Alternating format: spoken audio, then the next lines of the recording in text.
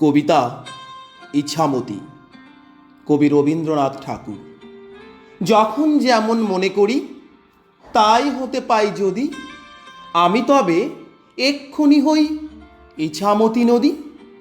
রইবে আমার দক্ষিণ ধারে সূর্য ওঠার পাড়, বায়ের ধারে সন্ধেবেলায় নামবে অন্ধকার। আমি কইব মনের কথা দুই পাড়েরই সাথে, আধেক কথা দিনের বেলায় আধেক কথা রাতে। যখন ঘুরে ঘুরে বেড়াই আপন গায়ের ঘাটে, ঠিক তখনই গান গেয়ে যাই দূরের মাঠে মাঠে। গায়ের মানুষ চিনি যারা নাইতে আসে জলে, গরু মহিষ নিয়ে যারা সাত্রে ওপার চলে। দূরের মানুষ যারা তাদের নতুন তর বেশ, নাম জানি নে গ্রাম জানি নে অদ্ভুতের এক শেষ।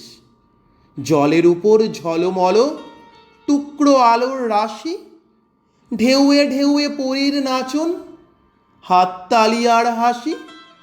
নিচের তলায় তলিয়ে যেথায় গেছে ঘাটের ধাপ, সেইখানেতে কারা সবাই রয়েছে চুপচাপ। কোণে কোণে আপন মনে করছে তারা কিকে, আমারই ভয় করবে কেমন তাকাতে সেই দিকে। গায়ের লোকে চিনবে আমার কেবল একটুখানি, বাকি কোথায় হারিয়ে যাবে আমি সে কি জানি।